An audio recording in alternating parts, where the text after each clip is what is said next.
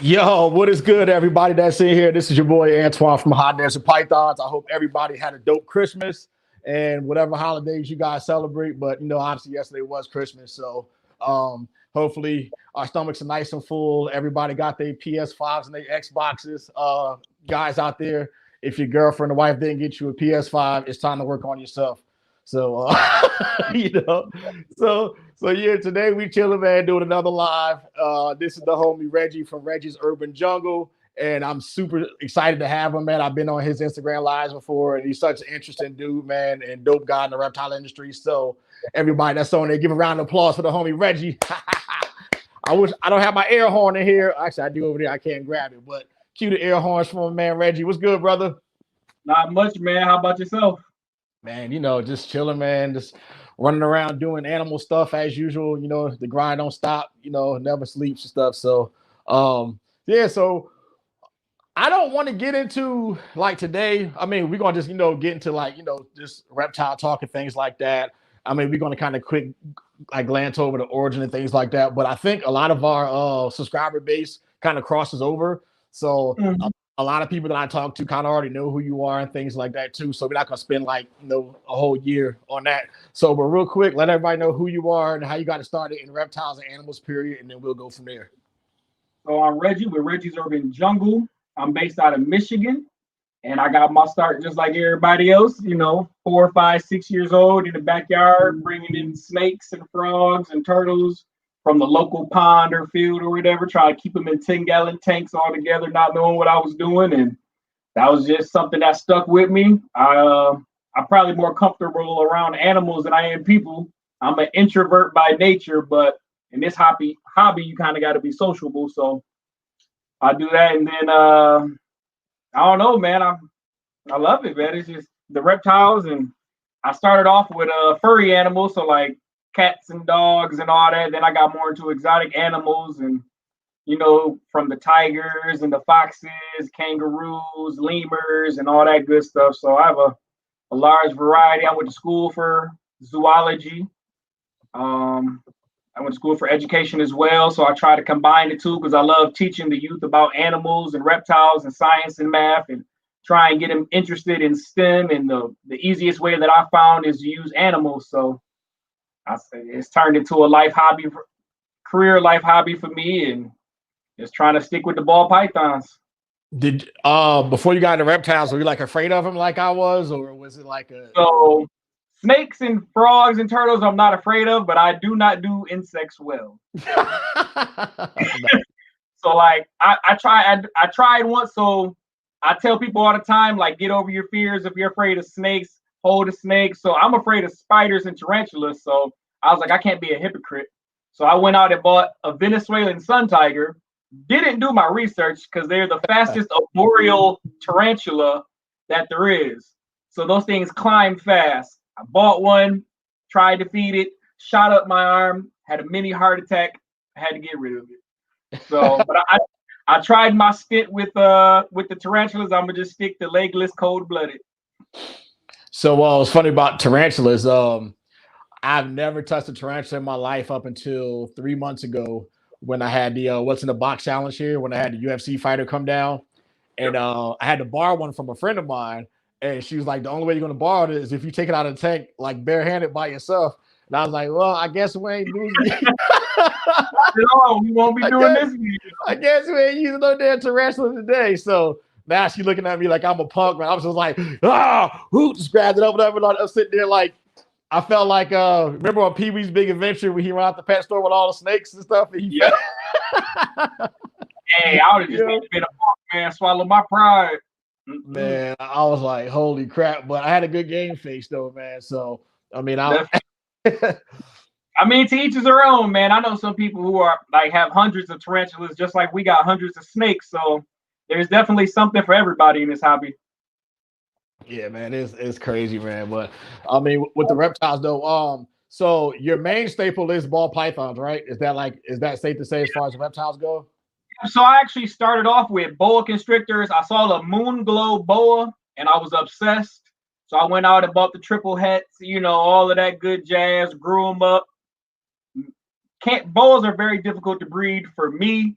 So I did 3 years trying to breed them, had my daughter, 13-foot snakes in the house, newborn baby, not really good parenting decisions, at least for me at the time. So then I switched over to ball pythons, and I've been doing ball pythons ever since. I got a couple elephant trunk snakes, but that's not really a breeding project. That's more of a display hobby type deal.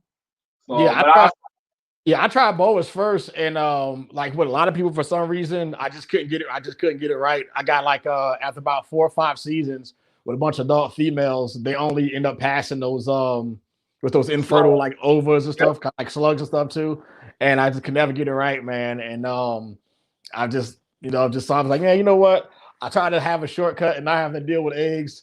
And then, but that was in the early 2000s. Like before I even knew what a ball python was, I was messing with boas. And then once I learned about ball pythons, man, and then with the whole Brian Barczyk situation. Well, for those who don't know, only reason why I got into breeding is because I tried to buy a pinstripe pied from Brian, not knowing what they ran. And when he told me they was $12,000, I was like, well, I guess I'm gonna make my own. I was like, because you ain't getting $12,000 from me, buddy. Yeah, it was a sub-adult male. Man. Yep. Which I didn't know, man, but it was a sub-adult pinstripe pied male. He wanted $12,500 for it. And I was like, well, that's out of my the way my bank account is set up, that ain't happening. So what's crazy is though, now that we're into it for a few years, 12,000 really don't sound that bad for certain morphs, because I've been looking at a couple about taking out a car loan to possibly get one, man. Man, if you don't think I'm a pinch away from this 401k in a bit and snatch out one of these projects, for real, dude, I got a nice little chunk of change in there, man, that I know I can put back before I get penalized and stuff too, especially with the monsoon project and like some of the sunset stuff I'm looking at now, and like some of like the double recessive and triple recessive stuff. So man, that's coming, man. So it was crazy. Like this is the industry that we're in right now. Well, because we actually sell stuff, so it's the industry. So for those of you who got triggered when I use the word industry, you're probably not my fan base anyway, so stop crying. So with this industry, because of the quarantine and all that stuff like that, man, like people done great this year, man. Like everybody I talked to, the best in like 10 years for sure. Yeah, everybody I talked to, like this is, since I've been back into breeding, this was my worst year as far as like clutch numbers, just because moving to the bigger house and probably like the females just having problems and reabsorbing stuff like that. But like last year, I think I had 25 clutches, didn't do nowhere near as well. This year I only had 8, but they were just like, 8 solid stuff where I had like building blocks and holdbacks and things like that too, man. And I mean, and that's how, and honestly, and to me, that was a lesson where, sometimes putting out those numbers isn't always like was profitable. If I could do 25 clutches in 2019 and then 8 clutches in 2020 and don't make nowhere near as much money, what is that telling you? So I mean, it's quality over quantity sometimes, man. Sometimes less is more. Definitely. But the only reason why this year coming up, I'm not going to do as well making money, because I'm keeping all this shit back. Hey, I did that this year. I had 60 babies, and I held back 38 of them. Yeah, I held back almost every female that I hatched, because I did a lot of double recessive, triple recessive pairings, and I'm just trying to grow for 3 to 5 years from now so I can have a stable. And honestly, it saves money when you make your own double heads if you don't got it. For real, man. I got triple recessive stuff coming this season and double recessive that's just sitting there chilling. Like when I look at them, I don't even look at the labels no more. I just treat them like everything else, feed them up like I normally do. And then, in 9-10 months, I got 600-gram males, and then the females are ready to go in another year. So, man. What do they say? Put them in the rack and forget them, man. Yeah, put them in the rack. Just treat them like everything else, man. Because I used to what's crazy is like everybody else, I used to have certain snakes that if I paid a certain amount of money for them or they had a certain amount of value, I had them on this pedestal. So I was like, oh man, let me treat this one like go down. Like my favorite snake. One extra mouse or rat this week. Yeah, or just like always like I'm like sitting down watching them on the bed and stuff too. But like out of all the animals here now that I have, I think my favorite one here is just a yellow belly desert ghost. Bro, desert ghost is phenomenal, man. It gets better in every shed, man. That's my favorite. That's my favorite gene now, man. It's Desert Ghost, man. And and I was late with the project just because I got burned in the whole desert project back in the day. Mhm. I was like, man, ain't nothing called. And then I named myself High Desert Pythons like a damn bobo. But then, Right.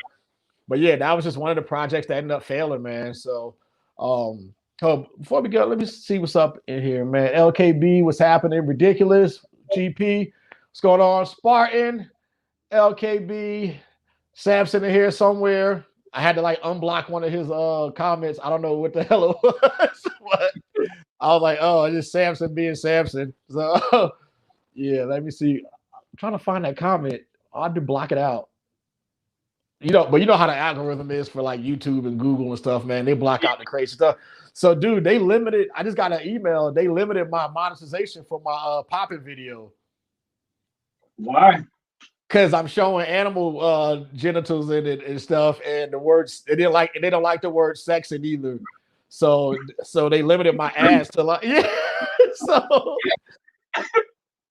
they getting soft on us now. yeah, so like every couple of videos, I do like a sponsor post on Facebook to kind of pick up the views. So I spend like $50 on it. I spend $50 on advertising it, and that $50 will usually make me like $140 or something like that. So it's like a flip. But that got blocked too, just because the word section was in it. Like my video a couple months ago, because I think I put like WTF in the thumbnail, and WTF gets flagged too. So for you YouTubers out there, man, you got to make sure you do your thumbnails and your titles right, because you get stuff like that. 212, what up, brother?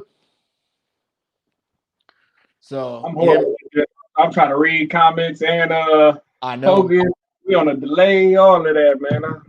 Let me put my phone down. for real. Yeah, I'm on my laptop right here too, and that one's slower than what we're doing right now. So, but I still catch it the time.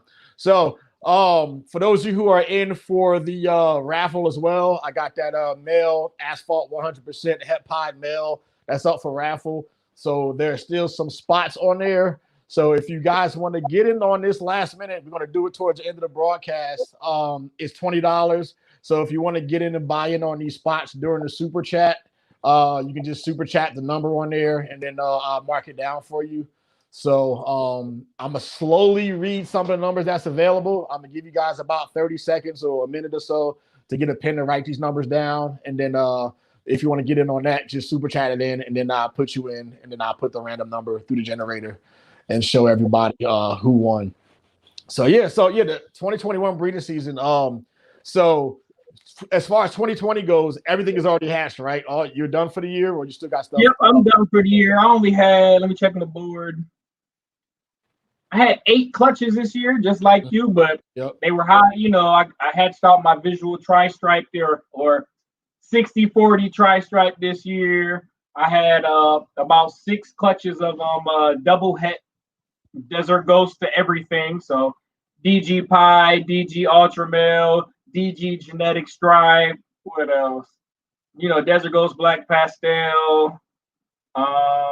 Everything, man. And then I just started a few pairings for the 2021 season, but 2020 was not that bad over here at Reggie's Urban Jungle, honestly. How many of those the double head DG pies did you keep back? You kept everything back, or just sold one pair, or what? So I had 1 male and 5 females. I kept 3. I sold 1, and I traded 1. Nice. So, and then I sold the male, obviously, and then I got another pair, and I'm doing what is it? Let me see. I got that same female pie going to a Pastel Clown 100% het DG Pos het hypo. So Pos quad hets, if everything plays out how it's supposed to. And then I'm doing the Pastel Pie to Desert Ghost again, so I can get some more and try and build that female army. And hopefully this upcoming year I can get a Desert Ghost het pied male and grow them up together. So yeah, that's how I figured. I figured you was gonna do that. Yep, get like a visual on one side or whatever. Yeah, I don't got 10 bands to drop on a double visual quite yet. So what's What's so you said a pied het desert ghost or desert ghost het pied? So I want the Desert Ghost Het Pied. They're a little more. They're about $700 more than the pied Het DGs. Those are a little more available, but I'd rather hatch Desert Ghosts that are possible Het Pies than pies that are possible Het Desert Ghosts. Because pie, you can get pies, a dime a dozen, but right, that's female smart. DGs are, a little more exclusive. So I'd rather do it that way. So spend a little more money and hopefully make a little more money for when I don't hit the double visuals. For real. Shoot. Man, yeah, I got stuff. I picked up a couple of things this year that I didn't even know were gonna like possible, had other shit that I didn't even want to deal with. So that's always a bonus, man. Like that mahogany female, that mahogany het clown. It was like, yeah, she's 50% het pied. I'm like, why you didn't tell me that when I like, so like now instead of putting her to the yeah, so I'm like, I guess she's going to a clown pie, then we'll figure that out, Right. I mean, at minimum, double het clown pie. So. Yep. And then, so with that too, man, like, I'm excited about this season because I'm trying to hit the red stripe pied, and that'll be 100% het clown. So that stuff to hold back. I got some double het females that's gonna be ready like next year. So, I mean, stoked about that. I got hopefully some asphalt lavenders that's about to pop out in about 30 days. So I gotta sit around, gotta make a bunch of calls and figure that out. And I just had my first ovulation for the 21 season of GHI Mojave, the Desert Ghost. Nothing major, but some holdbacks, and then I got a few potentially big pairings over here this year. But again, I'm trying to make a lot of double hets and hets for the future. Yeah, dude, GHI Mojave, man, is probably my favorite 2-gene combo, like in the past like 3 or 4 years. And then when it came out, the GHI Mojave Ghost, that was dope. And then I watched the GHI Mojave Clown grow up from a hatchling all the way up to like having her own babies, which was crazy, from Justin and stuff too. So I haven't seen the GHI Mojave Desert Ghost yet, but I mean, it's got to be dope, man. Oh, they're pretty legit. I've seen a couple out there, so it's pretty legit. But like you said, I want to get it into the clown project. So I got the pastel. I should hopefully this season I'll be making visual Desert Ghost clown hypos. So if I get lucky and hit on one of those, then I would just run that to all my het clowns, het DGs, het hypos, and see what I get from there. But that's the plan. Yeah, since Rashad at 212 is a lot smarter than I am, he suggested that that I put what's available in the chat. So I did that. So those numbers should be up there right now for those spots, Yeah, I know it took a while to get this raffle in, and I should have just made sure I got the spots filled first. And even if I end up taking the L on this, you know what I mean, on this animal, it's no big deal, So like I'm a man of my word, so we're gonna get this thing sold today. So the spots are $20, LKB. If you didn't hear me say that earlier, not $5 spots. I just slide in there. Yeah, they're $20 spots. You can split it 75-25. GP, how do you see if you're already on the list? If you go back, I just made a post. If you go back to my post on Instagram, the list of everybody on there is there. So you got to go back to like the end of October, I think. And it's the male, and it's going to be 2 little high desert python stickers on the side. So if you go on Instagram and check that out, you can see. But yeah, once again, LKB pythons. Put 42. So you owe me $15, fam. Antoine, is it for the asphalt het pied male? Ridiculous. Yes, it's for the asphalt het pied male. Yep. Actually, I'm gonna bring him out and show you guys real quick so you guys can see what he looks like now.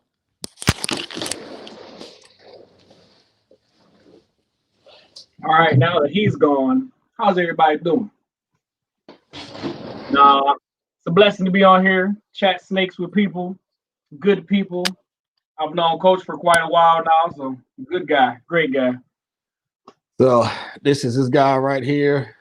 Now, this guy is 100% asphalt. It's not no 50-50 stuff. It was a proven inchy asphalt bred to a pied. So this is my guy right here. Yeah, he's pretty cool, man. He's a pretty dope animal. Eats on a regular. Got a decent little size to him. I mean, he's not huge. Like his brother is a little bit bigger than him, which is inchy asphalt. LKB, I got you down for number 42. Thank you.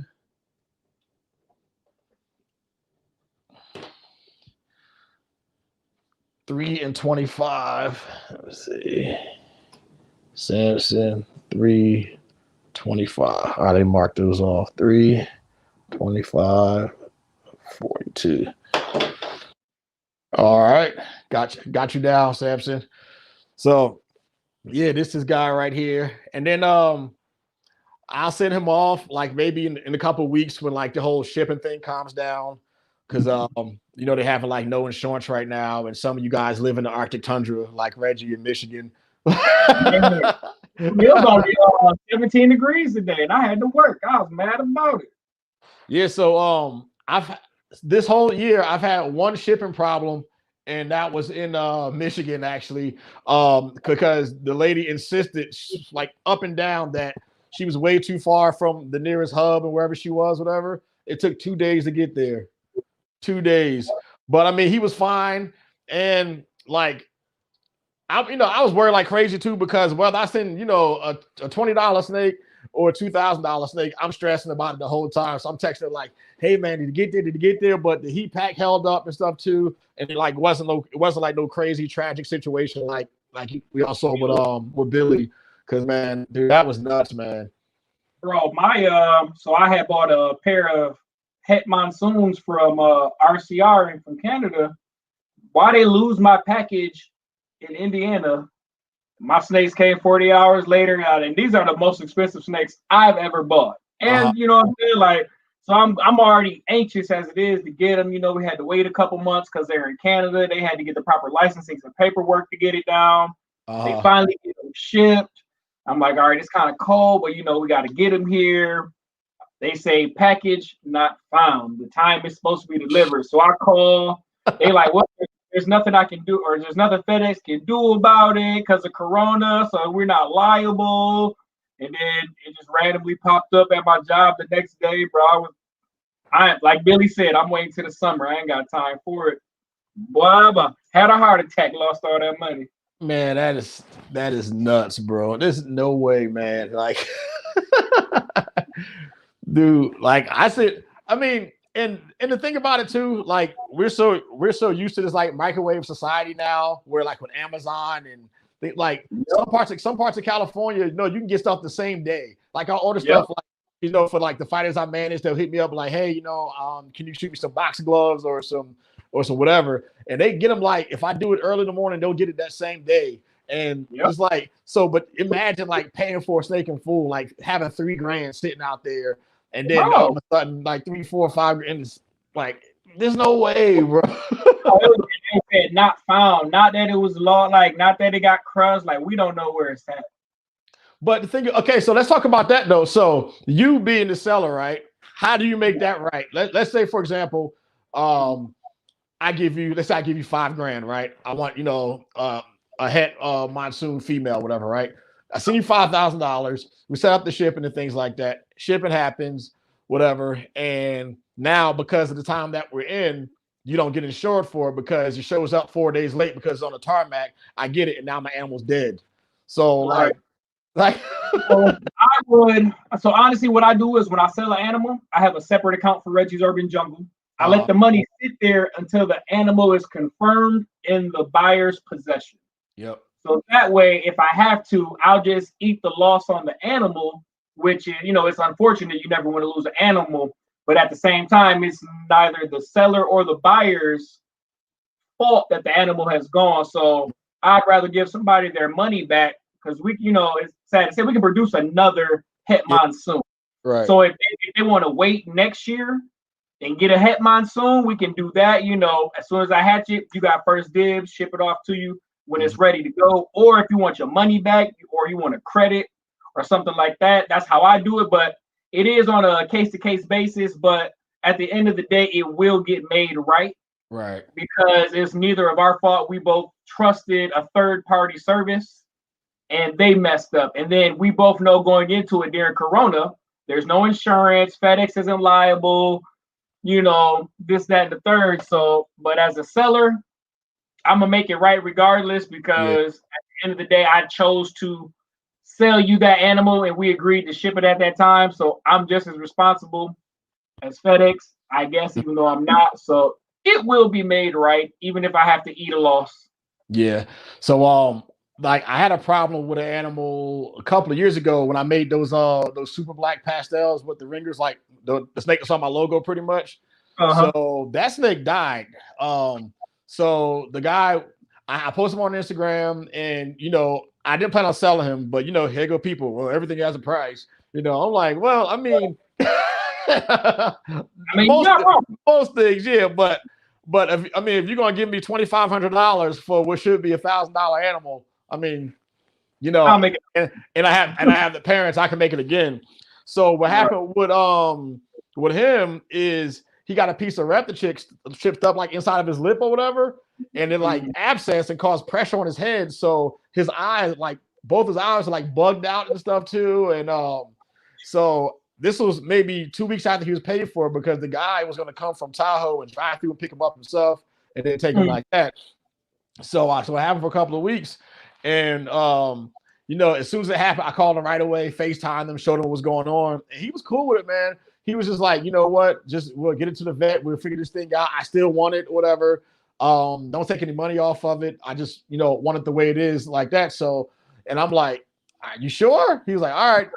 So took him to the vet, spent money on him at the vet, did all that stuff too, and eventually he died. But the money he initially paid me, I didn't have that money set aside still. It'd be like that early on, so it's been like weeks, you know what I'm saying? So, but fortunately, I was able to still come up with the money and give him his money back. But that was the time where I learned. I was like, look, man, I'm at the point now where I'm not selling $200, $300 snakes no more.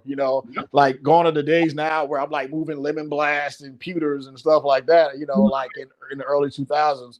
So, to me, that was a lesson. Like, look, man, like once the thing is paid for, take out whatever for the shipping. When they get the animal, like when they're alive, safe and sound, a couple of days in, you talk to them, and everything's good to go. Then we can go from there. So Angel Godinez, spots 24 and 34. 24 and 34. Let's see. Angel Godinez, 24, 34. Cool. Thanks, Angel. Appreciate it. Flashback hopped in. What's up? Keish, what up? Yeah, I talk to Keish all the time. That's the homie, man. I be on her all the time. Like, yo, what's up with the YouTube updates? Yo, like everybody don't get to see the fire that you have while you bullshitting. And she be like, I know, coach, I know. Got some heat over there, man. I know, man. Trying to get her to get at least post on Instagram. I know. So she started. Dude, that yellow belly clown she posted the other day, man. Dude, that's the best yellow belly clown. Like, I tried to get it up off her. She wasn't budging. Oh shit, for real. I tried to get it. I need it in my life. Yeah, for those who need to go see that, man, go to Splash Pack's Instagram and check out that yellow belly clown. That thing is dope. Definitely. What days of the drawing? Oh, Angel, the drawing is going to be on this post today. So once we get a little bit more time in here, we're going to just do the post. Got another one. Samsung one again. Dang, I might be able to cash out my my YouTube money this week, because because they only deposit to your account once it hits like X amount of money and stuff every month and stuff too. So I'm like, all right, we can do that. Beat me in spots. Nobody gonna beat you in spots. Do you have the most spots so far? You might. I gotta look on Instagram, but we'll check it in a second.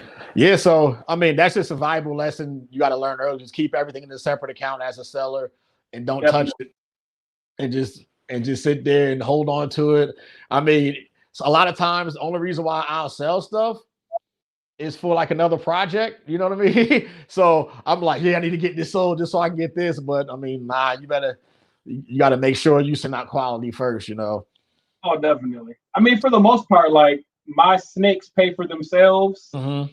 for the most part. I mean, I might have to dip into my personal if I want a real exclusive project and I don't feel like it's going to be there later on. But for the most part, the babies I sell pay for the new snakes I got, and then I breed my own rats. So with my rats, I breed to feed 300 grams and under, and then everything else I just buy from a local rodent breeder. That way, I can still feed my baby snakes or the 300 grams and under every 3 days, and everything else gets fed once a week. And I don't got to spend time growing them up and paying for rat food and all that. Reggie, what you think is the most underrated recessive? Most underrated? I mean, you can't even say ghost or hypo anymore because that's up there now. I mean, it was underrated for the longest, but yeah. I think I picked up 7 animals that are visual or het hypo and ghost this year. But you ever listen to Snakes and the Fat Man? He calls hypo the poor man's recessive. he calls it the trailer trash of the recessives and stuff. I mean, but it's crazy though. Like I picked up a pair of double visual genetic stripe hypos for $400, not each, for the pair. That's nuts. So I was gonna go with genetic stripe because there was a time, man, like when genetic stripe first came out. Well, not first came out, but had like a little run to it, man. And I look at that thing, I was like, all right, it's a brown snake with a stripe down his back, Bro, like it came out around the same time as clown too, man. Yep. And you see, and then genetic black back, one is lack thereof, and you see the difference between the two. And then now just seeing the potential, like when you put it with other recessives and things like that, man. Like G-stripe clowns and like that project too. Yep. So far, man. So now I got G-stripe clown stuff sitting up there. Just look, I just put my leopard clowns with a pastel genetic stripe. Yep. So then I got that male from this year. He's actually going to go to a visual genetic stripe this year. So I get some Mojave and Pastave G stripes. Yep. Gerald Taylor, I got a OD yellow belly het pie girl growing up. That'd be awesome. Let me see. Gerald Taylor, number 18. Yep, 18 is good. Taylor, 18. All right. Hey guys, everybody that's getting in and grabbing their spots too, quit shaking my snake like that. Hey, I was gonna say something, I would have put you on blast. That little buddy got flash over there. He's chilling, man. I'm gonna put him up in this here. I'm gonna put him in his little thing. Yeah, by now, I did on the same podcast. I had a black pastel pied female. I was like doing hand gestures with, and she was like, smack me right in the face. Cut it out. I was like homeboy James on that boa video. I was like, he got me that time. Right. Hold on, give me a second. Anybody in the chat got questions? Yeah. Leopard, yes. Leopard G stripes is crazy. Confusion G stripe, hurricane G stripe. Bro, he got an orange dream leopard genetic stripe. Man, that thing is nice. So you should see I don't know if you follow Ridiculous Reptiles, but he has custom boxes, those bright green shipping boxes. Those shits are dope, man. If FedEx missed those things on shipping, then somebody sleeping for real. That's another thing. Like I need to step up my custom shipping gear. Like my clothes are decent, but I need to get the custom bags. I need the boxes. I got the tape. I need all that. Dude, I made $1,500 off of t-shirts. Man, so real talk, I sell and ship a lot of Reggie's Urban Jungle gear, but I'm horrible at it. I get about 40 messages a week about the gear, but I work 2 full-time jobs. I'm a full-time single father. I got to take care of the snakes. So I don't have the time. So I feel bad because I don't be getting back to everybody. But I think once I get my new house, because I'm in the process of finding one, once I get that and I got more space, I'm going to get on the grind because I make all my own gear. I don't go through a third-party person. That's crazy. Yeah, that's good. I buy all the stuff, I press it, get it ready, mail it out. So, but I need to step it up. So for those who hit me up about a shirt or a hoodie or some sweatpants, I'm gonna get to you. I promise. Hey, Tom from Timeless Morphs, I'm gonna give you number 26. You said pick a random one. You got number 26. Hey guys, too, make sure you guys follow me on Instagram too. For those on here that's going through and getting all these spots, so I can just make sure that we communicate when all the stuff is done. We can go ahead and get this thing arranged and shipped out to you soon once the weather gets better. So I can't wait for my triple het DG. Hold on, where'd it go? It just I got it right now. I got it on here. Triple het DG Hypo Clown. Yep. Man. That's what I got. So how do you feel? I used to think that putting hypo and DG together was redundant. I was like, why? I was like, why would you do that? But then like I said, I used to think that when I would see people getting that project, man, I saw some of these hypo DGs, and I was like, the one that got me is Justin's Fire Hypo Desert Ghost. Yep. Yeah, just like dude, right now. Dude, DG brought back pastel, bro. No. That's probably one of the best combinations. Just basic DG pastel or a DG lemon blast. Yeah, I'm just like, speaking of which, Bob Vu's DG lemon blast laid eggs yesterday on Christmas. That thing is neon. And she's big as hell. I'm like, man, this is ridiculous, man. Crazy. Corey, what's happening, Corey? Man, somebody asked me if I do silk screening on my gear. I haven't got into the screening yet, but my mother does have a screen or a sublimation machine that I'm trying to learn and work out now. So once I get the sublimation down, I might have to branch off and do a whole little clothing line. Oh, for real, man. Hey, do you still talk to anybody from the ranch? For those who don't know, back in the day, my man Reggie used to work for the Tiger King and stuff. So, I know he got some crazy notoriety this year and stuff too. But Reggie worked for him before it was even cool. So we can glance over that for a little bit if you want to talk about that. So as of right now, I don't talk to anybody. I worked there from 2011 to 2013. But when I did work there, it was great, man. I mean, he gave me an opportunity to live and work my dream job. Even though I worked sometimes 20 to 22 hours a day, I'd come home, bottle feed baby lions and bears and monkeys, wake up, go to the park. I was a key holder, so I had a crew of 10, and I was in charge of about 25% of the animals there. We had almost 5,000 animals, mostly big cats, and it was awesome, man. I loved it. Every minute of it, 110 degrees every day, but it was a dream, so it wasn't work. I loved it. Was it still, where was it back then? It's in the same place like Oklahoma, or where is it at? Kennywood, Oklahoma. Man. Bunch of red dirt, nothing there, 50 miles, closest neighbor, Walmart, an hour away. But I loved it, man. No basketball courts, no barber shops. I was probably the only black man for 50 miles, man. Man, so let's talk about that real quick, man. So there was a time where before Facebook and social media, I thought I was the only black person with reptiles. I think we all do, man. We're the token black guys. Now, black people don't do this, and black people, nah, buddy, I love it. Dude, even on my regular Facebook, I'll post a snake and somebody put, man, that's white people shit. Or some shit. The Tiger King, bro. So I was joking around one day and I was like, man, I want a pet tiger. And my friend was like, you can't do that. That's white people stuff. And I was like, excuse me? I was like, man, black people can't do that.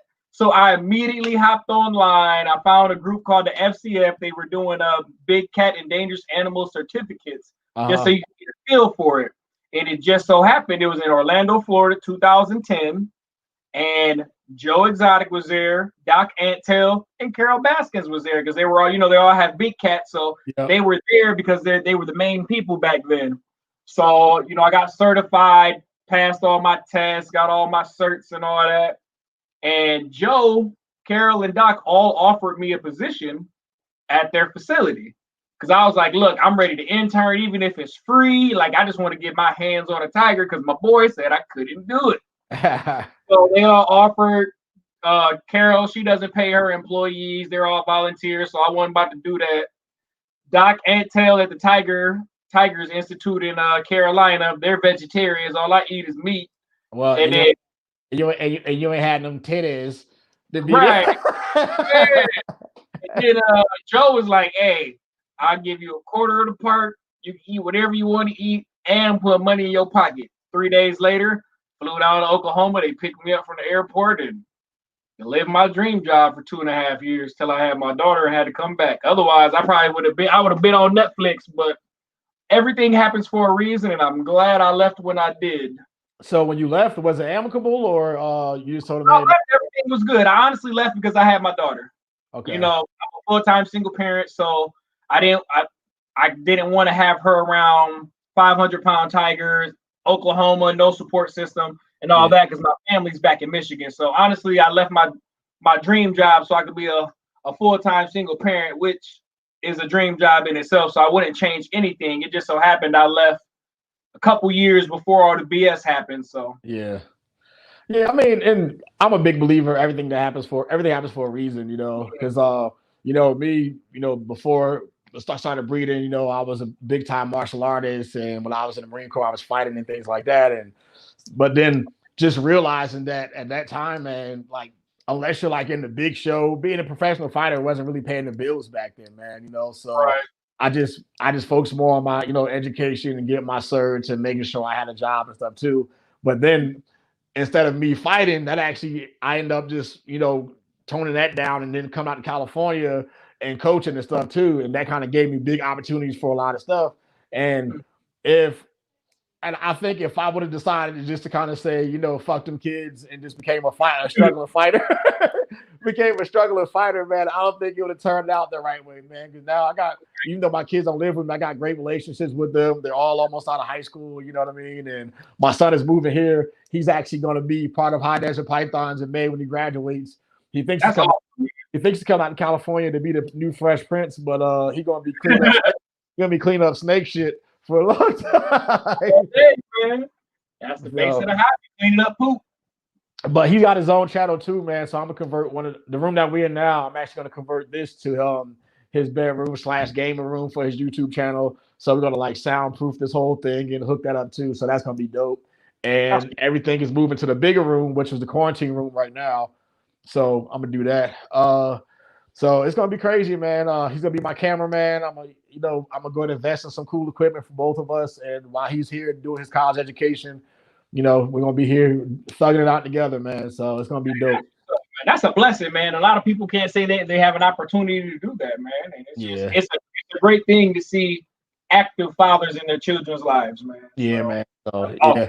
And he's a good kid, man. He busts his ass in school. I mean, he's hating that he's spending his senior year doing online training and stuff too, because in my senior year, I was trying to sniff up skirts and stuff and go and getting ready and getting jacked to go to the prom and stuff like that. Right. Working on my driving. So I mean, the world is a lot different now, but my kids, it seems like they're adjusting to it. So Kurtwood 75. I'm gonna give you 46.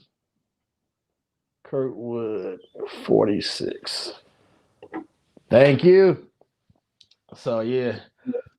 So yeah, man, it's just cool, man. I'm really excited about that, man. The videos will be crazy because he's a way better video editor than I am, and he's my tech guy. He's the tech guy that I call when I need stuff. So gonna be some upgrades to the channel then, huh? Yeah, he's got Jerome is 25. Yeah, so but he's kind of hating right now because he had his YouTube channel for like 3 years, almost 2.5 years, and I beat him in subscribers and watch time and views and everything else too. He goes, man, like, what are you doing that I'm not? He was like, you don't even know what you're doing, you old guy. I'm like, why you gotta throw jabs at me like that, dude? I'm not. I had you when I was 21, you dork. So what are you doing? Right. You know, so I try to stay on him as far as how to do that, as far as like developing the channel and things like that. But he's like, you know what? I just want to play video games, and if I get watches, I get watches. I'm like, all right, cool. I mean, everybody gotta have a hobby and do what they love. Because I tell people all the time, even if I didn't make money from selling snakes, I would still have 60 some odd snakes, man. It just so happens that I'm able to sustain the hobby and then pay for themselves. Yeah, man. It's just I just love it, man. I like that I'm making money off of it. Don't get me wrong. I don't want to do anything that I'm just like, pick your boy a winner, no limit. Jerome, I'm gonna give you the two spots at the end, 47 and 49. No limit.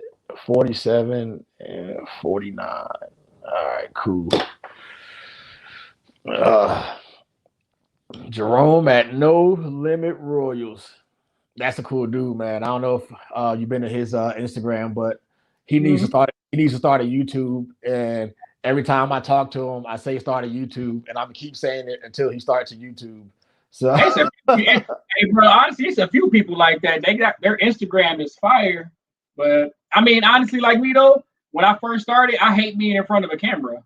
Like, if you listen to my videos, I still sound robotic. Hello, this is Reggie at Reggie's Urban Jungle today. But now that I'm getting used to it and loosening it up now, and honestly, it's a lot easier for me to do chats when I'm conversating with people instead of just at a camera talking to myself. Well, these are my favorite videos because when I go back to watch the other ones, I have to edit, and I'm doing stuff, or I'm close up and I can hear myself wheezing in the video because I got a booger on my nose and shit. Right. Or I'm like, in the video, I'm like, all right, edit this weird shit out of here. I hate it, man. So turn the background sound up, put some music or something. Samson said, how many spots left? Spots 1, 5, 6, 1, 2, 3, 4, 5, 6, 7, 8. 8 spots. 8 spots. Ahead, just go ahead and throw the 160 out there, Samson. Claim them all. I know, man. Forever clear my throat. I feel you. Wiz, what's going on, brother? He said Wisconsin just got off work. You guys live near each other? How far are you from each other, Reggie and Wiz? I'm in Michigan, so depending on what part of Wisconsin, anywhere from 6 to 8 hours. Jeez. God damn. I mean, I'm only 40 minutes from Brian Barczyk, though. Yep. So, yeah, man, I got to get out there soon. Like, when I do my Midwest run, I'm between everybody in Michigan and Wisconsin, and I'm gonna try to sneak. And I'm gonna try to sneak to Canada. Philly's only 4 hours away from me. Yeah, I drove up there in 2019, man. Easy. That's gonna be nuts for that one, man. I'm just gonna do so much visiting, so much. What's crazy about that, especially people who already have YouTubes, is that you get to see all the stuff they hide from everybody. You know, like a lot of guys. I got so many pictures in my phone from like, and then when you're there, and I went when it was just a select few people invited, but the open tub policy, man, when I say he got some stuff in there that don't even touch the YouTube screen, man, and I love it, man. It's a great, and then he's so humble, and him, Austin, Lord Lion, man, great people, man. I say I see every live I'm on, I go to bat for them. If you got a problem with them, you got a problem with me. And my God. Heck yeah, man. I got a lot of people in this industry, man, that I'll be like, dude, you gotta watch your mouth, bro. I don't care how you feel about them. I don't care how you feel about them, but that's the homie. You know what I'm saying? So, I'm asking fed her husband to the Tigers, man. I can do the same if I need to. Yeah, for real, man. Come break in my house, man. You know to be dope. I think a lot of the people like in the media, not myself, because I don't consider this like, sometimes I do this like every once in a while, but like some of the bigger like podcasters and stuff, I think they should get together and do some kind of like award every year for like the breeder of the year, breakout breeder, like the best snake producer, like the best snake producer of the year, and things like that, man. So I That'd think, be dope. But the first thing they're gonna say, favoritism. They didn't yeah, buy. I didn't buy a steak from them, so I didn't make it. yeah. That'd be dope. Mindy, timeless morphs. Pick a random spot. All right, you got 37. Mindy. Samson said go half on them. We're on 37. I got enough snakes, man. I got a couple more snakes I need to buy, and then other than that, it's all produced in house.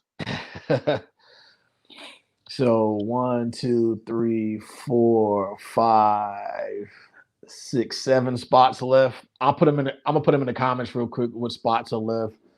1, 5, 16. 1, 5, 16, 22, 35, 38, 39, 43. What is that? 41, 42, 43. Yeah. 45, 46. Yo, if I ever adopt a little kid and stuff, we skipping Sesame Street. He going to my homeboy. He gonna learn his numbers. He gonna be like 1, 2, 3, 5, 4, 5, 6.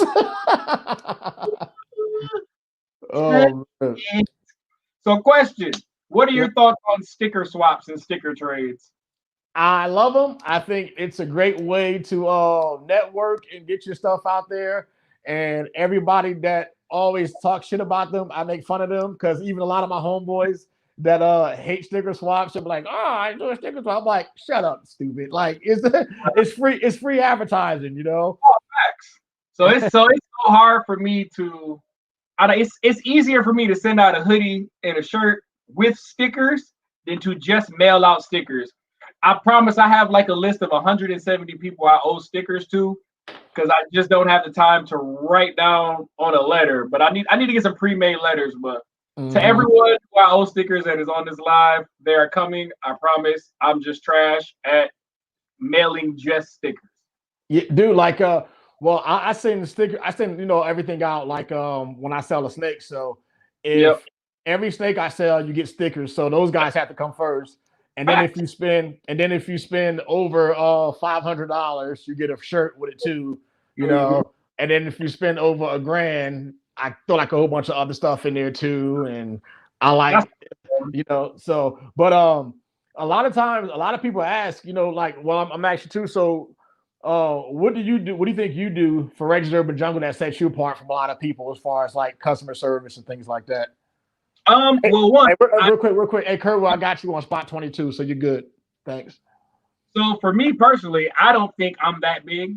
Like I just had recently, I like everybody's stuff on Instagram and Facebook. Somebody screenshot it and said, Reggie's Urban Jungle, like my picture, and I'm like, I'm not even close to being big enough for that, bro. Like, chill out, Lou. I appreciate it, but chill out. But I don't think I'm better than anybody. I don't think I'm bigger than anybody. So I respond to anybody. I mean, I don't get very many messages, but if you hit me up, I'm gonna talk to you. I mean, we're regular people. We got the same goal. We're trying to make beautiful animals. I'm always open to helping people. I don't claim to know everything, but I can tell you what I know from my personal experience. Because I started off with 25 males and a normal female. I'm gonna make it.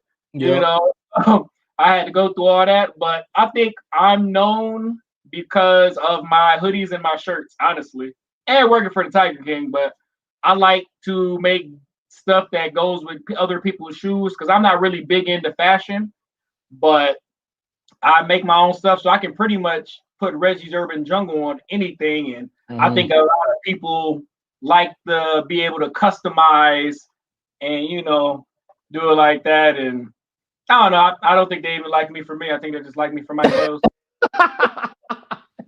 Nice. Dude, wait till you start doing the Reggie Urban Jungle frocks And Bro, my thing is like I'm in the process of trying to get an embroidery machine so I can do more hats and polos. Cause right now I got to go through a third party because I don't have an embroidery machine, and I don't want the screen print on the hat. I like embroidering, so I want to be able to do the polos and all that. So I'm actually trying to step my game up. I don't like doing wholesale either, so I buy each item individually when I make it for the customer instead of just having like 1,000 blanks set up behind me. I like to do it that way, but I don't know. I just think I'm a normal person that's trying to make beautiful snakes, and I treat people how I want to be treated. And you want to talk about nothing, we can all talk about nothing. If you want to talk about snakes, we can talk about snakes, but I'm not better than anybody else. So I think that's what sets me apart. But I think that us having these platforms like Instagram and YouTube like helps put our animals out there even better. So that way, when you make that crazy combo, like this time next year, I don't want people to be like, oh man, you see that video that Antoine posted that hurt people's feelings?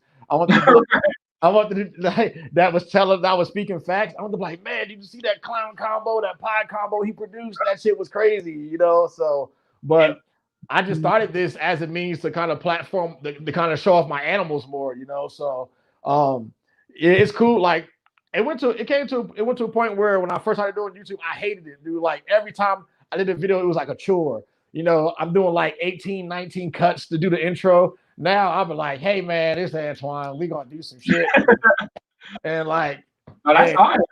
I hated it, man. But then now, when you get more comfortable with it too, because especially coming from the fight game and being a coach, I'm not that coach that's ever going to be like all in front of the camera. You see me holding pads and stuff for my fighters. I'm smiling like, hey, look at me. You know what I mean? So yeah, I never been that dude like that. So, but with other industries outside of the animals, I was always preaching to people, hey, you know what? You need to get your face out there. You need to get yourself, more comfortable with being in front of the camera and having people trust you.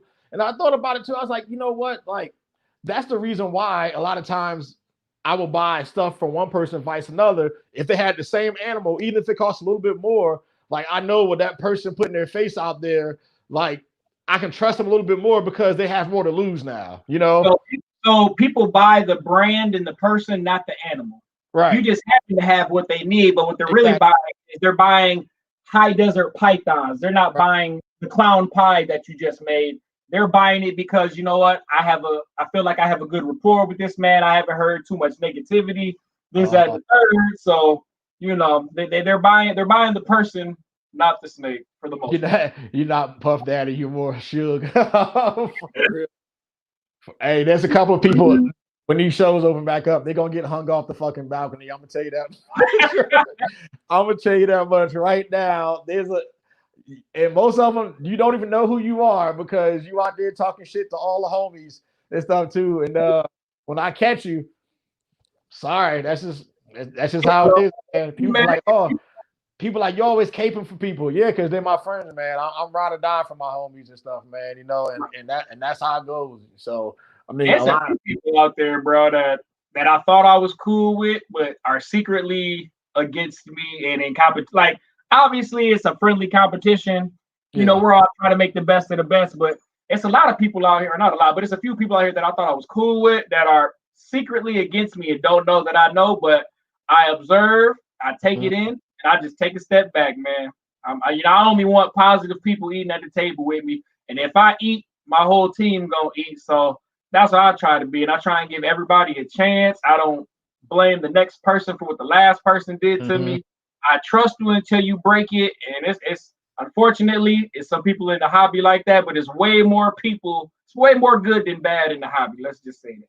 Yeah, because with you and a lot of people in a lot of groups that we're in, I use like my what's the name of the app? It's whatever app for YouTube, whatever. You can pull up all the people's channels and it shows them like how many subscribers they have, how many videos they have, how many views they have, things like that. Yep. Between like, let's see, you, Precious, Sick with It, even people that's like higher than that tier that has like the millions of views, like JP and Justin and Miguel and things like that too. I have all those guys listed. So every day I go in and see, okay, I have 50. This would be video number 52. Where's everybody else at that has 52 videos right now? How many views they have? How many subs they have? and things like that. So I'm constantly, I don't have blinders on when it comes to that, but with everything else, I have blinders with, So I kind of I can get in there and see like where I should be as far as you guys. And if I'm below a couple of you guys that's been around longer than me, that's fine too. But if I'm above some of the guys that's there with me as far as like views and videos that's been doing it for years, I kind of know I'm doing something. You know what I mean? I kind of have a good gauge of what I'm doing. So I mean, I've been on YouTube I've switched everything over to the Reggie's Urban Jungle account, but I did YouTube videos when I was down working for Joe Exotic, but nobody cared. Yeah. Like I'm calling my friends like, hey bro, I'm working with this crazy dude. We got like 700 tigers. And they're like, yeah, okay, whatever. And then as soon as it hit on Netflix, hey bro, was that you? Are you on Netflix? Am I gonna be like, no, don't try and be my friend. No, you didn't care back then. What Mike Jones say? Back then they didn't want me. All on me. Yeah. So for those of you who want to hear that also have a YouTube channel trying to push it too, this is my big advice to you about getting subscribers and things like that too. Everyone you know personally, take their phone, go on YouTube, pull up your channel, subscribe to that shit, and then go to your playlist that you should have, because you should have a playlist for all your videos. Make them download that playlist, and especially if they have YouTube Premium, because when I go to people's house and they're playing YouTube videos on their big TV and commercials pop up, I judge the shit out of them. So, so get on there, hit that playlist, let it play in the background, get that runtime up, man. Do what you got to do, man. So there should be no person that personally in life that you get to see face to face that's not subscribed to your channel. And if they should be subscribed to your channel and you snatch their phone from them and they're not, that means they're a hater too. My advice isn't as invasive as his. Just be consistent with your videos. That's something I lack. Yeah. Like, I don't want to put out boring content. So if I don't think I'd want to watch it, I'm not gonna just post it just to have a video up. And I got 130 videos up. Yeah. Over a 6-year span. I just started taking YouTube more seriously, but consistency is what gets you where you need to be. And it's one of those do as I say, not as I do, because obviously I'm not posting a video every week, but all the YouTubers that we watch, we see them every Wednesday, Friday, Monday, because they're consistent with their videos. And if you're consistent, you build in the algorithm, you start building a following, you give people something to look forward to. So if you're consistent, thumbnails are important. I'm not just learning it. I just pick and choose, I guess, when I want to make a cool thumbnail. But a cool thumbnail grabs your attention, and make sure you use your tags and your keywords and all of that. You don't have to commit a phone theft to. It's a lot quicker that way. Don't get me wrong, but it is, man. I'm telling you, I'm tired of it. I just want to be snatching people's phones. I'm tired of it. I'm tired of the BS, man. I'm like, hey, you got YouTube? They be like, yeah, I got an account. Who's your phone with, man? Yeah, cool. And then you got YouTube Premium, even better. So that's why, like, random times I'll post like once a month. Hey, who has YouTube Premium? And then I'll send them a link. Right. To my playlist. I'm like, hey, play this in the background, you know what I mean? And get it up. And with videos too, it all depends. A lot of times, if you can do everything right, that kind of serves the algorithm, but it just certain videos just hit and some don't. Like my rat facility video is still like my third best video. Like I made that was like one of my first 10 videos, and that was the #1 view video on my channel this week. So I got my elephant trunk snake video. Like, I only got 4 elephant trunk snake videos, but I got one that got like 7,000 views. That's crazy. You know what I'm saying? And I'm like, look, y'all don't love the ball pythons as much. And then I got a random, I think it's a 2018 July room tour. And then, it just, used to do one every month back in the day. And it got like 6,000 views out the blue. And I'm like, I don't got no tags, no keywords. Like, why did it blow up? And I'm trying to, mimic that with my other videos, but some videos just go viral. Yeah. If you want to call it that. But what's your what do you think is your most viewed video so far? My elephant trunk snake videos. Those are, I think 3 of the top 5 are elephant trunk snake videos, and then I have one that I reposted when I worked for Joe Exotic, I showed all 4 color variations of the Bengal tiger. Okay. And that one is up there. So I think I got 6 or 7 videos that have between 8,000 and 5,000 views. But, yeah, I don't average a lot of views. I started YouTube as a video log for myself so I could go back and see the growth from where I first started. But now, I'm over 1,000. So now I'm able to make a little money and people are actually following me and following my progression. So now I owe it to them and myself to put out better content and, put the information out there like that. But I don't know. I need to take it more serious, but again, I'm just in it to make beautiful snakes, man. And YouTube is just a part of that to get people to see them. So, see, I like it because it's an archive of the stuff now that I'm producing. So, if I do an egg cutting video and I go, okay, this egg is from this breeding to this breeding, you can follow it from the time it came out of the egg and shed. So I put it up for sale. So you're pretty sure it just gives the customer like a better warm and fuzzy. So that way they know what they're getting and they're a little bit more confident when they're buying like heads and double heads and even with pod sets and things like that too. I was going to say, when I sell a snake, I always send the links of the videos that the snake was hatched in. So here's the laying video. Here's the cutting video. Here's the hatching video. Here's the update video. So you're going to get 4 or 5 links to YouTube when you buy this animal. So you can follow the progression of that animal until it's in your possession. And then you can see in the future if I'm doing another project that you want to, mix in with the animal you just bought or whatever. But you can see everything from birth until you own that animal from my YouTube. So that's another reason why I do YouTube videos as well. Right. Yeah. So I mean, even with the pairing, like when I do like my parent videos, like I put like, what the breeding is. So that like you can look back from this season from when that female bred till maybe the season before that too.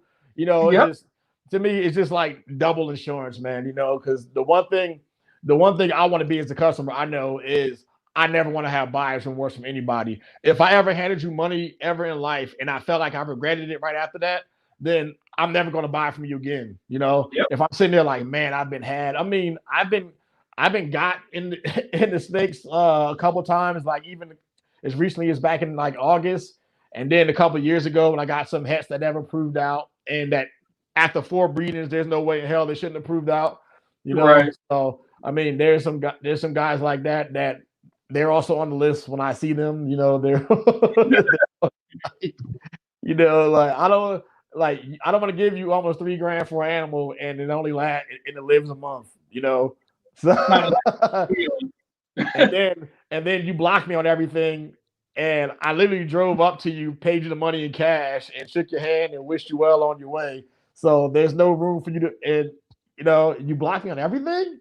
Like I said, man, there's a few bad people in it, but for the most part, man, everybody in the industry, great people. But there are definitely cliques and groups and all that. But for the most part, it's all love for everybody, man. It's like people I would have never like. One of my favorite people and closest friends is from Paul from Urban Constrictors. This man is thousands of miles away, but he treats me like a brother, man. Like we're I can say he's my friend, and without the hobby or YouTube, we would have never met. Because I used to watch him like 6, 7, 8 years ago when he was just in the bedroom before he had the pet shop and all of that. And he's probably one of the biggest breeders I know. And he gives me shout outs and love like I'm up there with him, man. So it's like a bunch of people, and then Keisha from Splash Pack, man. She's my ball python best friend. We ain't never met in person. But that's, man, I talk to her every single day. We're discussing projects and, hey, yo, Keisha, should I get this or should I buy that or what should I pair this to? And again, I would have never met this person if it wasn't for the hobby. So I have people that I can truly call family from this hobby. Like me and you, we've never met in person, but cool as hell. We talk on a daily basis, and we got common interests outside of snakes, but we would have never known that if we wasn't in the hobby. So I mean, it's a great hobby, and you meet great people, and it's people in this hobby that I truly call family, and it's all from snakes. Yeah, for real, man.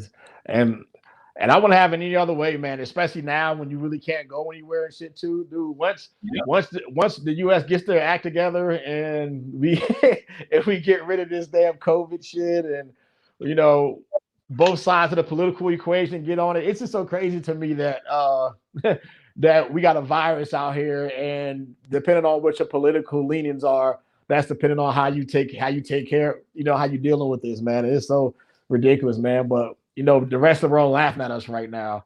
But once everything comes together and we can all go do shit, man, it's gonna be so many conventions and shows. And I was supposed to go to like Baltimore, Florida, Arlington, Texas. I was supposed to go to California. I was supposed to go to White Plains, New York. Like Corona, like this 2020 was supposed to be my year to travel. Like I was gonna be broke this year from traveling. I'm kind of glad I didn't travel because I was able to buy into a bunch of higher end projects. But I was supposed to go meet these people face to face and build that relationship and bond in person. Now, you got a video chat, talk on the phone and text. There's nothing wrong with that. But some people are different in person. You know what I'm saying? Like I tell people all the time, I'm way cooler in person. Like if you think I'm okay over social media and internet, I'm cool as hell in person because I really don't like social media if we're being honest. But not me. Not me. Don't meet your heroes. Fuck that. I was somewhere, man. I forget where I was at like a couple of months ago, and somebody tapped me on the shoulder like, "Hey, you're the dude from High Desert." I'm like, "What the fuck?" I'm like,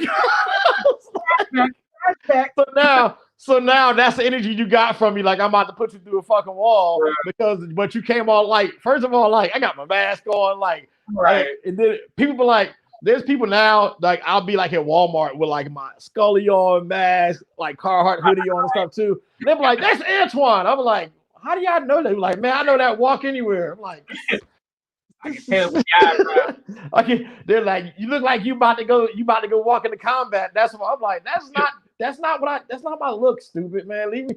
I mean, I'm more of an introvert person, but I always talk to everyone because I know when I went to Tinley back in 2018, I asked at least 300 people for pictures. About 150, 200 said yes. So back in 2018, if you saw me, I think I had on a black hoodie with red glitter or something. You saw me with everybody, and that's how people got to first know me. And then, so ever since then, I'm more than happy to take a picture, talk to people. But me personally, I'm introverted, so it's a little more difficult for me to put myself out there. But if you make it to the group or in my circle, I chat all the time, but I have no issue with saying hello, talking to people, taking pictures, follow like on social media. You follow me, I follow you for the most part.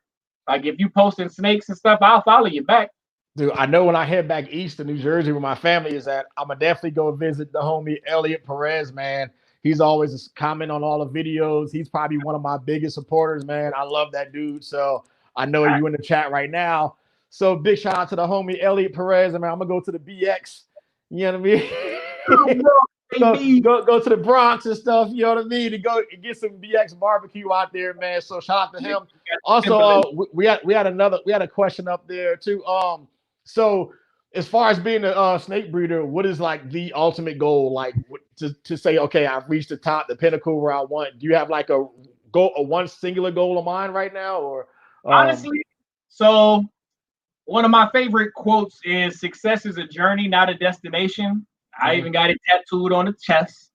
But I don't think there is an ultimate goal because, like, and everyone always brings it up, but look at the stuff Justin's doing. He's bringing back genes from the dead that we never thought had, they were done. They didn't have any more relevance. So I don't think there's ever an end goal or an end game. You're just trying to make it better as it goes. There are certain projects to where, like, if I make the clown pie genetic stripe desert goes hypo or something, there's only so much you can do with that and replicate it with more genes. Yeah. So, or like I got into ball pythons. The first gene I wanted to do was a super Mojave. I'm 7 years in, I still haven't made a super Mojave. Like I've done made stripe stripes, I've made DG combos, clown combos. I haven't put a Mojave and a Mojave together and been successful. Mm-hmm. You know what I'm saying? So once I make a super Mojave, I no longer need to have no. That's off the checklist. But for the most part, if I could do this full time, I would do it full time. But I'm also in education right now, so Yeah.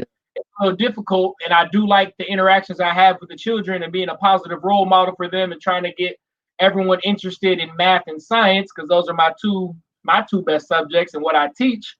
But I do like that interaction. But if I could be a full time snake breeder, I would do that, but the ultimate goal after that is to open up an educational facilities Right. where I have my tigers, I have my kangaroos, I have my lemurs, so that way I can get the hands-on interaction with the children and get them interested in science, math, and the STEM program, which I'm all for because I don't think college is for everyone, but I think everyone should be interested in basic knowledge. Right.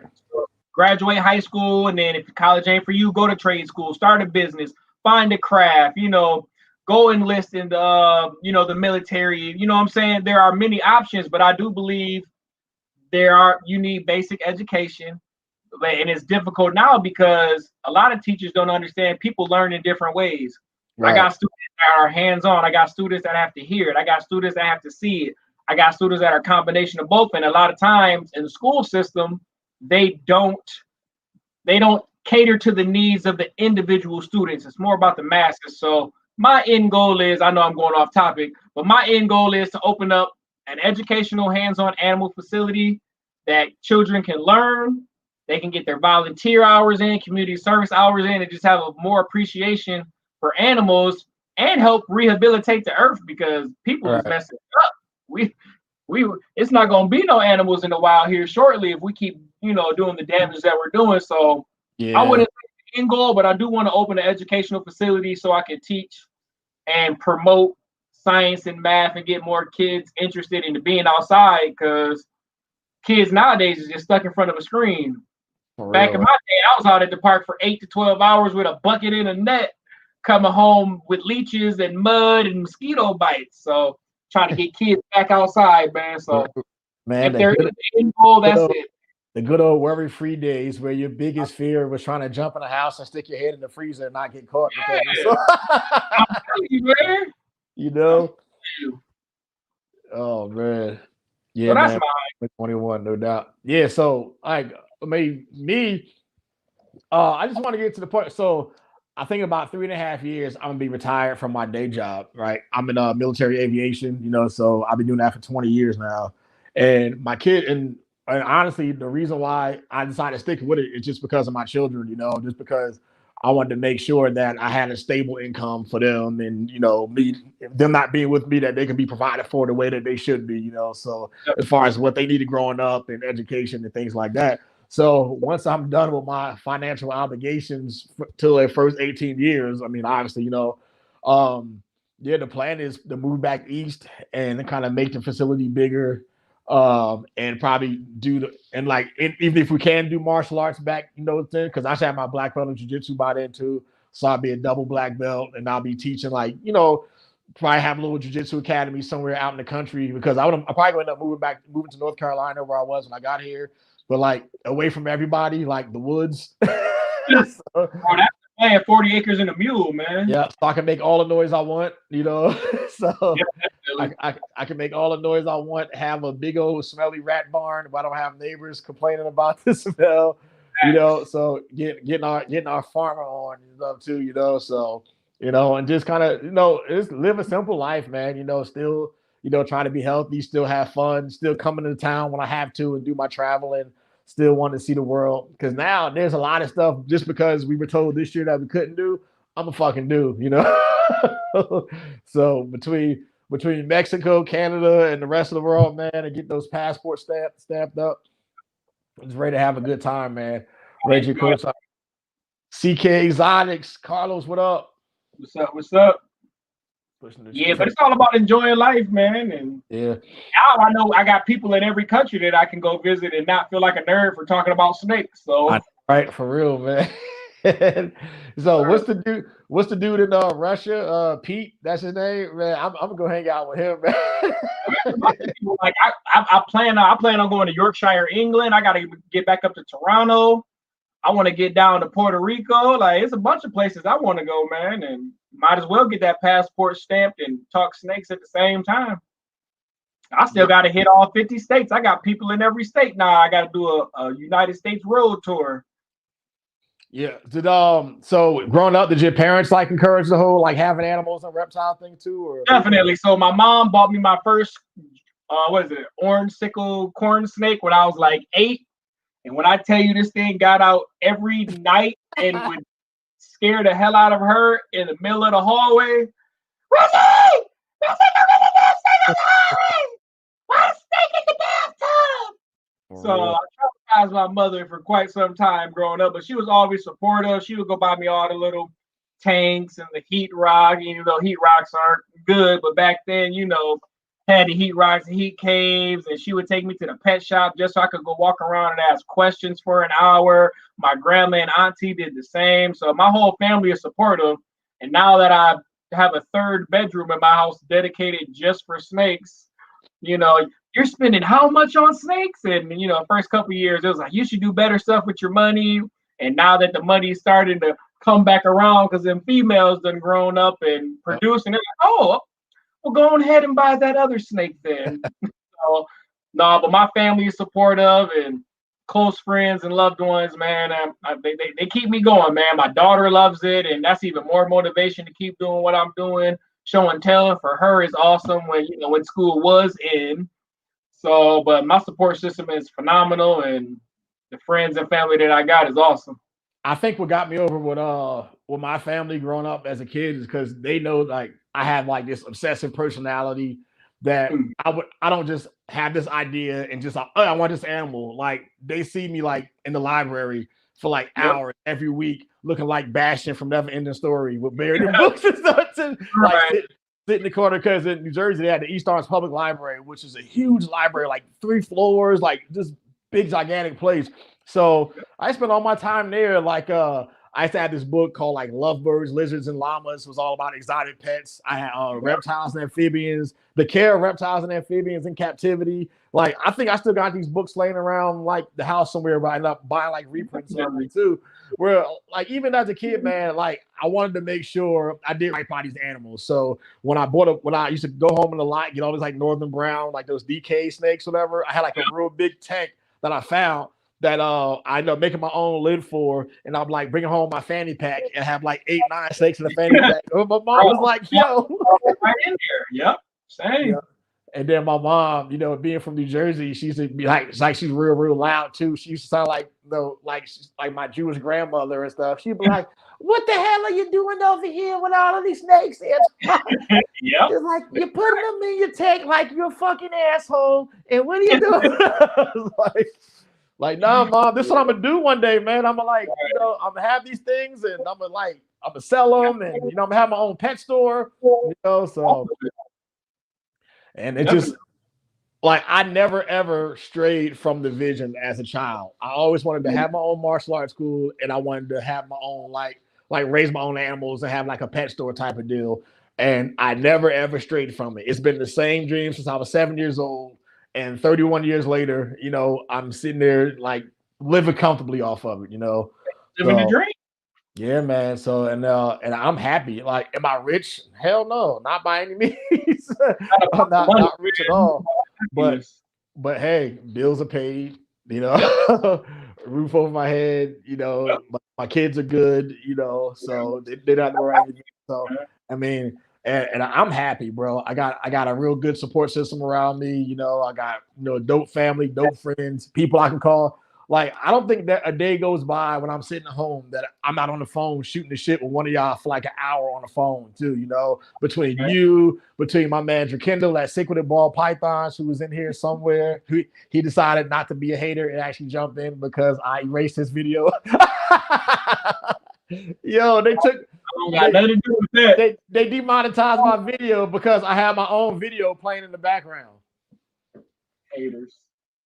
They demonetized my video because of my videos playing in the background. Self-sabotage. So I don't know, but you live and you learn. So we'll do another one soon, man. But yeah, Ebony and Ivy Reptiles, what's happening, man? Glad you in here. Keep doing you. Sometimes folks do better when they see the close to the end result before they understand. Yep. That's it, man. Any guys have any other questions you want to jump in? You want to ask Reggie while I got him? Since we're both off the rest of the weekend, now's the chance, man. Right. Because as soon as Monday hit, right back at it again. Yeah. Oh, question, what are your top 3 projects this year or for 2021 that you're working on? So I'm trying to get this red stripe possible het pied female to get her shit together. I gave her last season off, and then only one egg out of hers 2 years ago made it. So she still get weight. So this year I'm actually trying to prove her out to be 100% het pied with a visual clown pied. So I want to hit red stripe pieds. That's 100% het clown, and put one of the, and hopefully get a male and put one of those to the clown double het clown pied female. So I want to hit. I'm trying to be the first to hit red stripe clown pies. I don't think nobody else made them yet. I'm sure there's probably some in the tuck somewhere, and Justin probably made them 10 years ago. Right. It has to be a Desert Ghost red stripe clown pie. Yeah. Release it with right. So my asphalt lavender project, she should be going through a pre-lay shed probably right now. So hopefully I hit some asphalt lavenders this season, and some pastel asphalt lavenders. And in the Hurricane Clown project, I got a couple chances to hit some visual Hurricane Clowns. And the 4-year goal on that is, so with Justin's Pompeii project, I thought it was a dope. It was probably like the snake of the year, probably. Was it 2018? It was too. But I also knew that every gene in it had more potential to kind of step up a little bit. So instead of having spot nose, I replaced that project with Hurricane, because you can still get supers and things like that. And then with yellow belly, I replaced that with asphalt.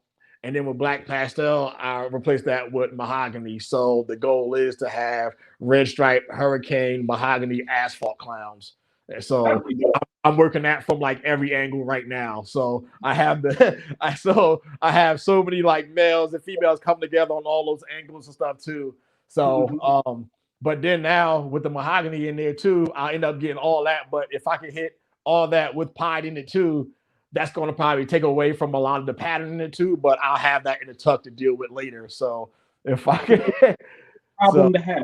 Yeah, so that's definitely a good problem to have. But I just like my goal right now. It's like I got just so many projects now that's going to take 3, 4, and 5 years, and I'm happy with that too, because the holdbacks are powerful by themselves. Like I'm going to sell very few females the next couple of years. Like I said, I only sold 2 or 3 females out of the 50 that I've hatched this year. Yeah, man. So just need a nickname like Sam said, then he can't get for real. Put Inchy in it. Yeah, man. Inchy would be dope too, man. So yeah, those are my 2. What about you coming up right now? What's the big ones, the stuff you talked about, or what do you think? So I have a triple het Desert Ghost hypo clown female. She's had a few locks with my pastel clown het DG pas het hypo. So I'm trying to hit triple visuals, or even if I hit a couple of double visuals, pastel or super pastel, that's a big one. I got an Inchy het tri-stripe male that I'm gonna plug to one of my proven breeder het tri-stripe females and go for some Inchy tri-stripes. And then that's a project I really want to work. And then I gonna go for the Lemon Blast mahogany clown. So I'm gonna try and do that. I'm gonna use a male from one of my close friends to put to my female, and hopefully later on this year it works out to where I can produce a couple mahogany clown combos, because mahogany clown is where it's at. So, and then the year after that, man, it's gonna be crazy. I'm gonna be producing sunsets, hopefully monsoons, hopefully double visual DG pies, DG clowns, DG ultra males. Like, dude, the only reason why I want to get into the monsoon project is I think I told you already too. I want to put like a dark fork with it too, or like some kind of, and call it like the Gorilla Monsoon. Is all I want to get. For those who follow wrestling, you know who Gorilla Monsoon is and stuff too. GP said Inchy, put Inchy in it. Yup, Inchy, man, Inchy and everything is dope, man. So Like Inchi's one of my favorite jeans, and like humble brag, I had one of the early Inchies back in the day when they were still calling them Inchi pastels. I had, One more project I'm doing. I'm putting the leopard clown to a visual genetic stripe hypo. So I'm going for the triple hits on that. nice. Uh, I wanted to read off what Quentin Holiday said. He put before I got here, I got to say, love what you two are doing, bringing our authentic new flavor to the industry. Hope to maybe meet you both one day. Take care and keep up the great work. Man, appreciate it, man. Quentin, man. yeah, we definitely can make it happen. I'm all for meeting everybody in the hobby I want to meet, man. So I'm all for it. So a lot of people are trying to hit me up to kind of do facility tours here, but now since I have the gym in my garage, I told them they have to put on the jiu-jitsu gi and roll. so two rolls before you can come in. So Brian Cusco is gonna be first, man. So when he come through, man, we gonna have to get some jiu-jitsu rounds in and stuff too. Brian's another great guy, man. I've met him a few times. I met him at Tinley. I met him at the CRBE in Toronto, and he's definitely a fan. Or I'm a fan of his. He's a fan favorite, and he definitely supports the little guys. So heck yeah, that's a great person. Jerome said, "How many spots left?" There's 1, 2, 3, 4, 5, 6 spots left. 1, 5, 16, 35, 38, and 39. I'll type it in there, whatever, too. So go ahead, drop that 120. Take the rest of them.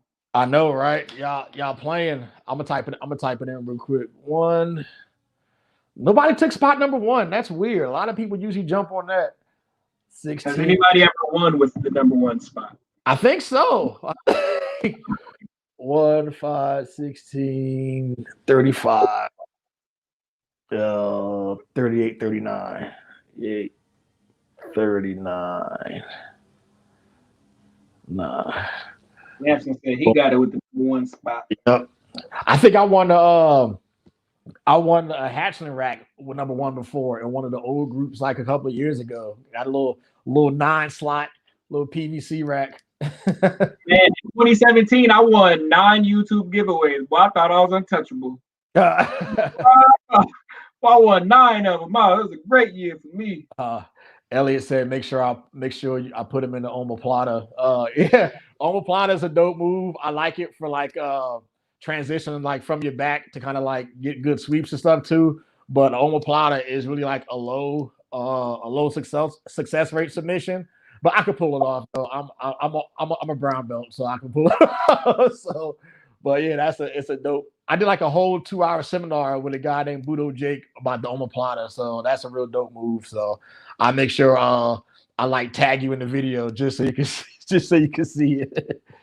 I'm a hooper, not a fighter. Even though I got some boxing training, I'm a basketball player, football player type. So and like basketball, football, I love football is my second favorite outside of combat sports, and then basketball. Mm-hmm. But man, I got these little bitch hands, man. Like I can't. I'm 6. I got big ass dude. Monkey palms. I'm 6'1" and can't palm a ball, so that tells you I'm 6'3" and I can palm damn near with a thumb and a pinky. So like the first time I ever dunked, I always had to use like 2 hands and like rack it back or catch it way back here so it don't fall off or cuff it like that. 2 hands for security, man. Ain't nothing wrong with that. So yeah, ball is fun though, man. Who you a football fan or what? Yeah, I live in Michigan and we don't have a football team here, so Hey, did y'all just play the Lions played the Bucks today, right? 47. Like I said, I live in Michigan. We don't have a football team here, so I just follow college football. Ohio. I went to college in Ohio, so I'm a Buckeye fan. 47-7, fam.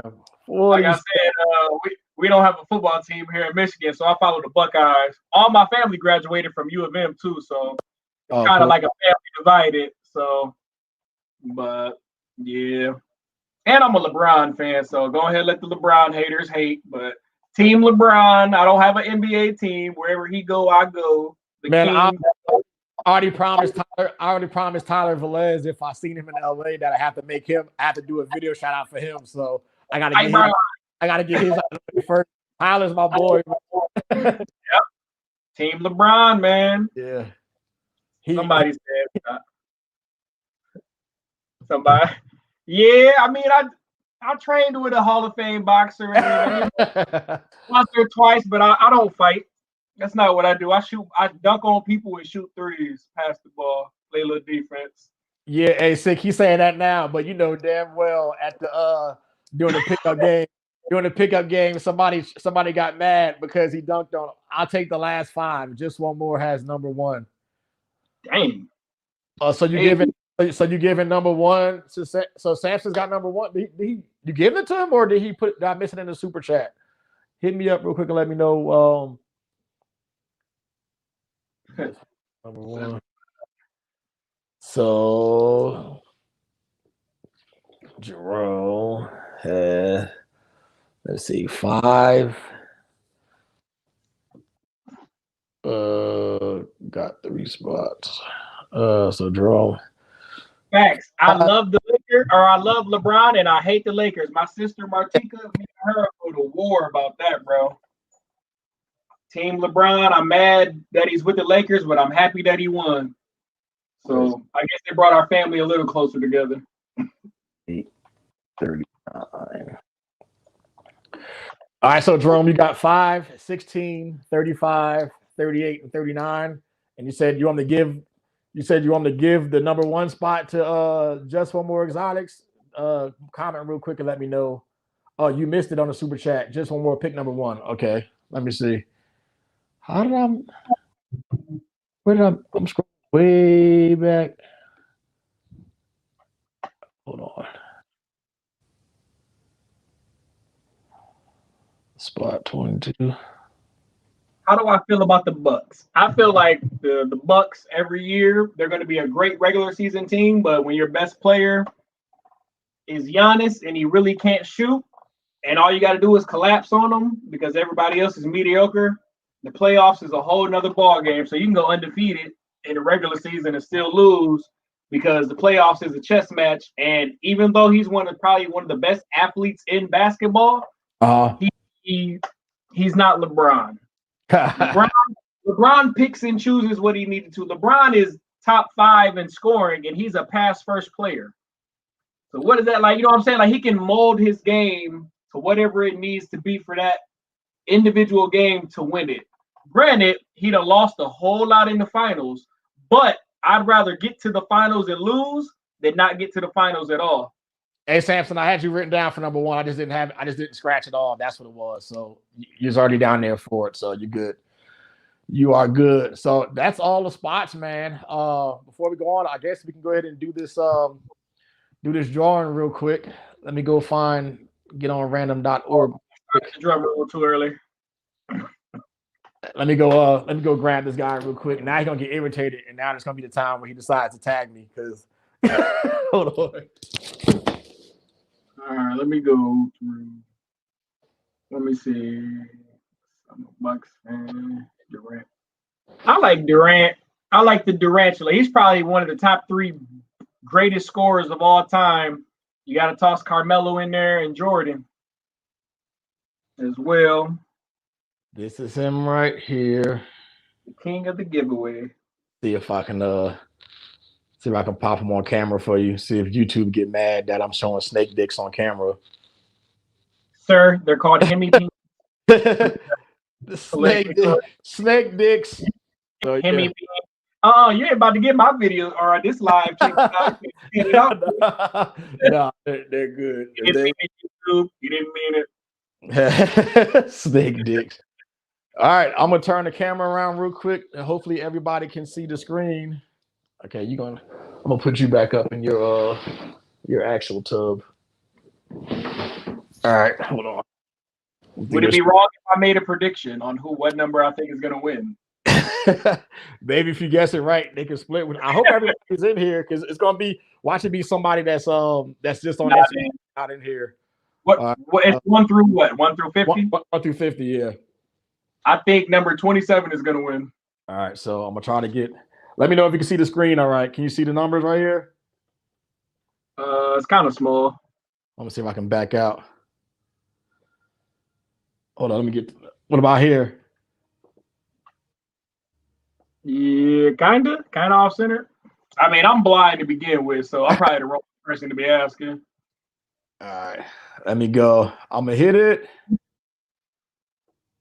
36 is number 36 in the house. I was close. Not really. What I say, 27? I was only off by 9. I'll probably have to go on Instagram. Hey, can you go on your phone real quick, Reg, and see who's number 36 on the on that post? Yeah, let me check real quick.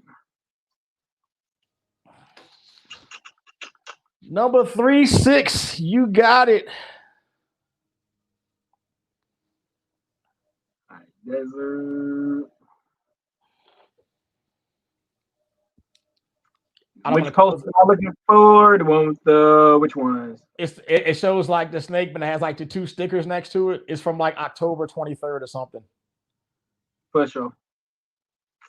Let me scroll.